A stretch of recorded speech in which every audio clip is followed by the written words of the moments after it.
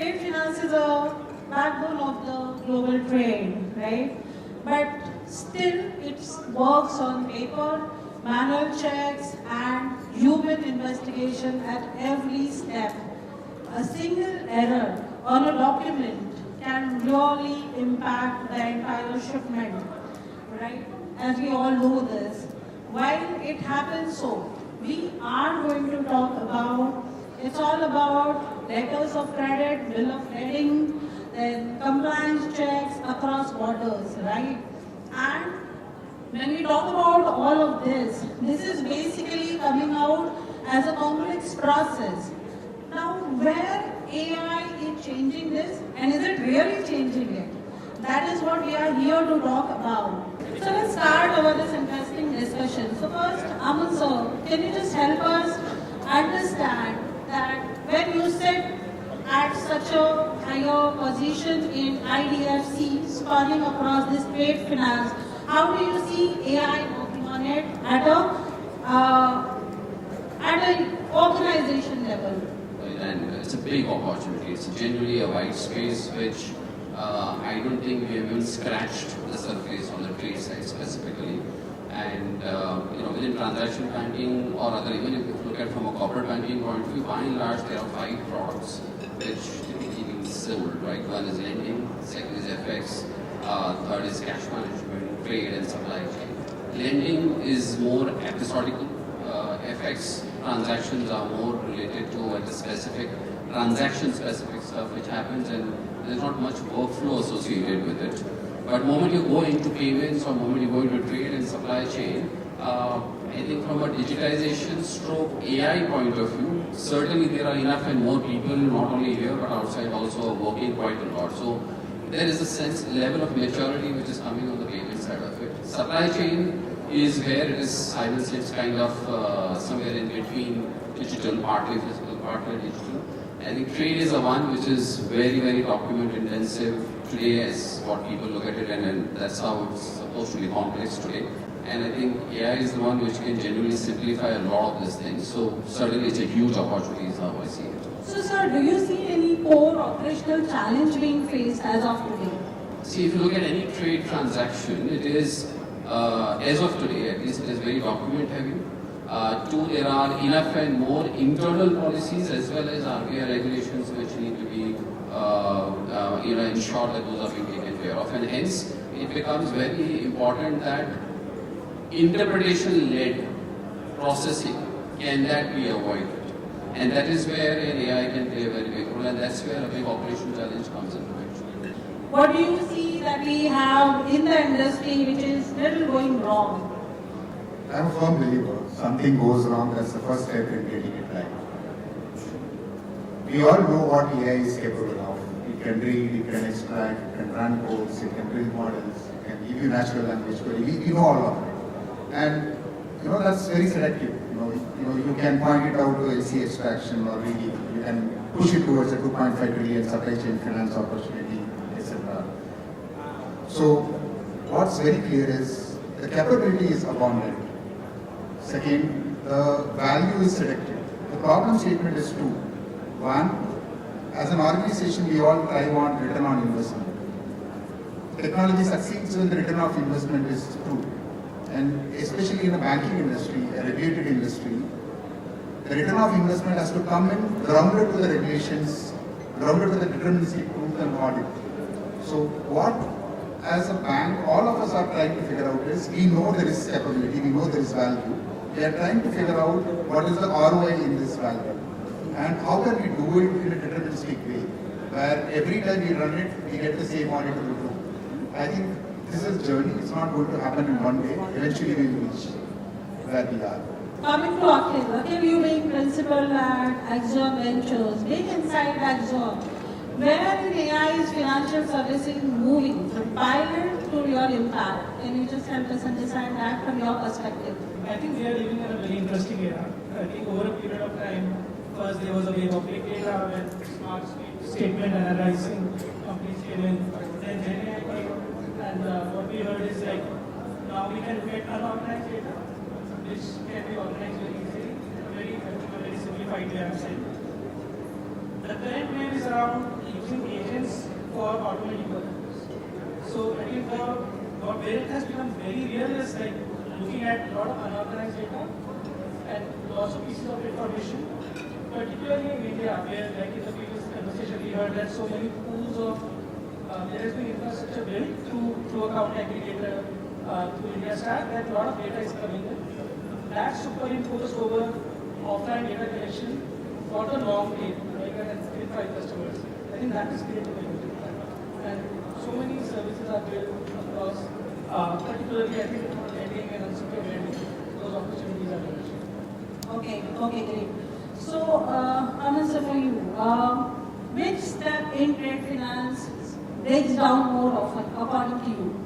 So I think we have to take one step back and see that where is today for an operations person in a banking world, what is the biggest challenge which he faces? We go 2 steps back and see that for a transaction which is happening between buyer and the seller, the data entry which is happening at multiple phases, or a re-data entry happening by multiple stakeholders. There is a buyer who is doing a data entry, there is a seller who is doing a data entry, there is an advising bank which need to come into picture, there are freight forwarders which are there, there are customs clearances where there is a data entry happening, there are lottery receipts, so on and so forth, right? So, and each one of these documents done by multiple times data re-entry is being done or data entry is being done, all of that consolidated fashion need to come to a bank, and bank is supposed to ensure that everything is in line. I think that, in my view, is the biggest challenge which the operations team faces, and that is where I think a genuine help from an AI world which can come in, and also I think blockchain has been there in talks for quite some time. My assessment is that it was a bit ahead of time when it came, but yes, complemented blockchain with an AI. I think that's the way to go, because AI can genuinely is able to help quite a lot, at least in our POCs which we have seen, in terms of automating and streamlining all of these processes. So, Chubha sir, if you can just highlight on one aspect, when we talk about is AI really a hype, and if not, what is the real value being getting brought into trade finance? I think I'll answer this way. Do we think Usain Bolt is an hype? Is Sachin, Vinod Kambli, Prithvi Shah, or Vaibhav Suryavanshi, they are hype? The talent is there to see. The same way AI has everything in it. The problem statement is something else. When I started using AI 1.5 years before, I was raving about it. I was thinking that I would change the world upside down. And I went deeper into it, and then I shifted the other way. I felt it's overhyped. And then it took me 18 months to figure out why it is happening. I learned SQL, Python, went into a year program with MIT, started building my own language. When I realized actually, it is like this, right? We often repeat this cliche where we say data is oil, but that's the first catchy part of the phrase. What we always miss out is the unglamorous second part of it. Even an oil, a crude oil which sits deeper inside the earth, when you extract it, it means nothing. You know it has value, but it means nothing. Unless you put it into a refinery which can then separate into petrol or a jet fuel or the mic that I'm talking into. So the entire aspect of AI is how do you actually get value out of its capability, which means you need to have the foundation data layer right, the entire knowledge layer and relationship layer built on top of it. Data layers mean nothing if you haven't built the knowledge layer and relationship layer. Then comes your entire business context, risk, strategy, everything which has to talk to it, and then your compliance and audit trail. Where we are missing out big time is, we still believe AI is a technology tool and technology people should build it. The actual truth is, technology is there, but you need business people, you need strategy people, risk people to understand the technology and contribute for its development. That's the biggest gap in the industry. In the coming years, that's where we'll see a lot of shift in requirements and jobs and opportunities, because that's where the moat is. At IDFC, what do you think that AI coming from? Is it from compliance door or efficiency door? Because both of them have very different architectures. It never came from efficiency or from the compliance door, it came from a technology door, because it is a huge enabler is what we should think from where AI is coming from. from, and both efficiency as well as the compliance are the beneficiaries of it. Ashok sir, when we see AI hallucinates. That's the main concern by everybody. So, how do you deploy AI in a regulated industry like banking? If I ask you to guess what my hobby is or what I love to do, you would take a guess because I'm asking you to take a guess, right? Anything around documentation, that's the biggest concern. Yeah, no, I'm saying if you have to take a guess about me, who Chokha is, you just take a guess because I've allowed you to take a guess, right? So hallucination comes from a place of gaps in the path of the journey, right? If you have watched equestrian sports, a wild horse runs amok. The only thing it knows is to push its energy and run fast. But in that sports, they train a horse to pause, to jump, to listen to the rider, and then stop and hear him. That's the whole journey that we are taking in trade finance, or we are taking in banking industry on AI. When I say that there are 3 clients, all of them BBB plus rated, and all of them, with exceptional financials as on FY25. Will you see the risk same in all 3 of them? Historical data, historical bureau reports is going to say this, the same thing. It's going to say all 3 are, investment grade banking customers. But the devil lies in the details. Suppose somebody is exporting to US and there is a S-232 tariff impact, which is, is exporting a steel on iron, which means 50% of tariff has increased and the trade is going to come down. If somebody is exporting chemical to Middle East, and then there is a war that's happening which is bringing his import coming down or export coming down, or somebody is doing the steel to UK and there is a CBNk rule which is changing the pricing of steel, or there is a sustainability investment which he needs to make. These details don't come out of your historical analysis. So when we handle trade finance, when we look at intelligence from trade finance, the data is already there with us. How do we use AI to actually drive home the advantages where a lot of work is going to happen? Anand sir, back to you. So when we talk about AI, where has AI in trade finance genuinely surprised you? Because something you didn't expect to work with that, which did. OCR is a pretty well age-old technology. Most people are using it, try to use it rather. And the success rate there always used to range between anywhere between 50 to 75%, depending on how much effective that has been. In my own experience, we did a POC of this, OCR plus NLP concept, right, put together through an AI. That has resulted in our POCs at about 98-99% success. And I'll give a very simple example, not really not related to trade, but let's say we are sitting in a software right now and the address is Bandra Kurla complex, right? The documents, when it comes, get scanned multiple times, not properly scanned. You will see, let's say there's a Bandra which is there in a complex which is there in Kurla is somewhere faded in the whole picture, right? When you route it through the OCR plus NLP process, which we have been able to do as a POC, systems are able to understand that yes, this is BKC, which we're talking about, complex, which we're talking about. There's a lot of human mind or an interpretation-based rejections which used to happen earlier. To large extent, we have been able to mitigate it, and this is an extreme where the data is not there, but AI is able to understand what the data should be, and certainly there has to be human in the loop to finally give an authentication to this. But the preparation of that or availability of that information itself is a huge success from our point of view, and I think that's something which genuinely surprised me. So here in this case, when we talk about this data analysis, so that goes right from which percentage when you talk about AI coming in picture?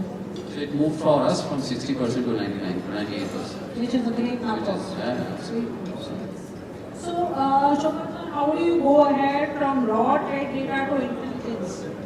In Amazon, they have this concept called working backwards. The core concept is this: if you are working in corporate banking, the question that you have to ask is, what is the journey your client is taking? So if I take any Indian corporate banker, he does go and file a license somewhere, he registers himself somewhere. If he's setting up an overseas subsidiary, he goes to ODI. If he's receiving an FDI, there are a set of approvals. If he's in MCA, he files so many forms for so many reasons. then there is customs data, then we talk about, data signals that comes from outside India. Suppose a lot of APIs actually come from Singapore, and there is an ACRA signal which says that, okay, there is an SPV setup which is going to bring in fund into India. So fundamentally what we are trying to say is, step one, do we know what a corporate banking customer's journey looks like on a day-to-day basis? And have we mapped all of it in? And then do we control or do we see the data moving every day? So if I answer as an RM, as a banker, there are only 4 things I want to see. I want to see position, motion, cost, and value. What is the client today? Not only from bureau, not only from financials, but from every single point of activity of a client. Motion is basically how that activity moves. So I'm exporting X product today, that value becomes Y tomorrow, that's motion. I'm diversifying from one product to other product, that's motion. Or what is causing this? There is a tariff causing it. There is a FTA with European Union which is causing this. There is a Iran war causing it. Or there is a PLA scheme causing it. And what's the value of all of this? What is my competition reaction to all of this? So as an RM, as a risk officer, what I'm looking at is that position, motion, cost, value, intelligence. All of that today rests in data that is sitting with us. The only problem statement today is we look at AI solving for that one data or one document. We think that, okay, there is an LC document, AI is going to solve for, delivering an outcome on an LC document. We are not looking at the combined intelligence of all the data points stitched together, what it could do for a life of an RM or for a risk officer. That's where I think value is going to get created. What do you think, as of today, with AI coming in picture, who is still holding the decision-making point for document reviews? Is it AI or a banker? Certainly we don't want everything to move into an AI. And I think in my view, honestly, the way things are happening is that AI is genuinely a very good tool to come to a precision point. But the decision of that point needs to be by a human in the loop. And I think that's where our thought process comes in, is that we'll make the process and validations which are required much more simpler. But yes, finally it is human who is supposed to do it. But do you think that shift will happen soon? Shift till automations and digitizations through an AI, certainly yes. Can it replace human? My sense is, I think we are too early as far as trade is concerned.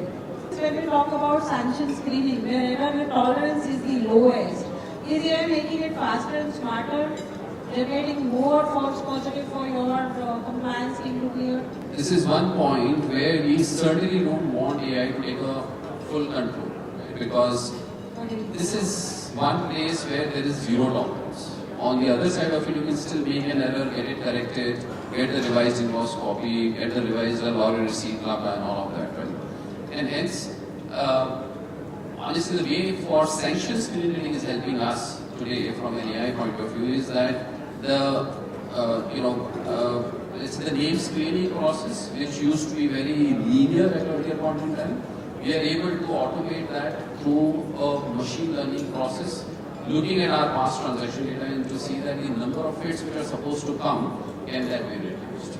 I think the second point is that we are now able to, using an AI, able to do, let's say, industry or a company verification which we are supposed to do, and not only by the name, but we can figure out through that model, through an AI model, that is that company for the invoices for which I am processing that trade transaction, is he actually into that kind of a business or not? So my point is that all of these pieces are helping us to reduce the number of hits which are supposed to come. So until then, as I'm repeating, it's more, till then human is there, we'll ensure that the false positives are reduced using an AI, but we'll not allow it to work. When we talk about AI to work in trade, what capabilities and talent that we would want to build in the bank ecosystem? We require a translator in trade finance. Somebody who understands the nuances of cross-border trade to build AI. We require somebody who understands the strategy, policies, and product of the bank to build AI. We require somebody who understands the industry incoterms to build AI. I'm just taking an example. There is an HSN 8 which goes in shipment, and it's very easy for me to box every client in that HSN 8 as a peer. But if you look at the chemical industry or a pharma industry, there are IUPAC terms, there are IAN terms, WHO terms. There are so many intricacies, right? So who brings in that intelligence to the table when you build an AI solution becomes the most critical thing. One of the things that we are not seeing clearly today is we believe AI is the world of technology people, and probably a business analyst can solve for this problem. What it will leave as a gap is hallucination, because you are not filling every single chain of an answer. The most critical thing going forward is how do you make AI watertight for it to give a deterministic answer, which means we need product, policy, risk, strategy, and the entire technology expert to come together and build. That's the kind of talent bank would start looking at. Basically, they all should have the same development to be followed. I think we are moving to a world of sphere talented people who are not just RMs, who actually understands AI, who understands technology, who understands codes, who can come back and have this interaction, and then who can go back to the class, RM, and also give him output in the needed form. Your AI is of no use when the output is not delivering what business value it has to deliver. So that's the multilingual, multi-sphere talent is what is going to become very crucial, and it's very rare talent that we get in industry also. So coming back to Akhil, as an investor, what does a real AI company in financial services look like to you versus that is just riding the wave? So I think globally there is a lot of difference between a market like US and emerging markets, where there is a lot of capital to be deployed in developed markets to build the core elements. Whereas in markets like India and other emerging markets in Africa and Latin, what we are seeing, that very strong business use cases are coming. And what has already matured is AI being used as a feature within different software products, which is organizing data, taking decisions through multiple data points, etc. Where the view is changing is to be able to orchestrate using agents. And that worldview is actually very different. So like there is also a school which is saying that SaaS is no more, right? What is going to happen in near future is similar to what happened in early 2000s of outsourcing, right? So that mindset shift in organizations and people who are building, this is happening in the current year, right? Where outsourcing worldview is happening. There is early view in the early trend that companies which are coming are AI native and are thinking of completely new use cases which never existed. So like in all financial services companies, what is happening, voice AI is getting implemented. Where it is getting implemented first is where already outsourcing was there, like in collection. Collection was a very popular use case. What we are like looking at a company which is kind of replacing a relationship manager inside an app. Inside an app, that kind of interactive, voice-based experience never existed.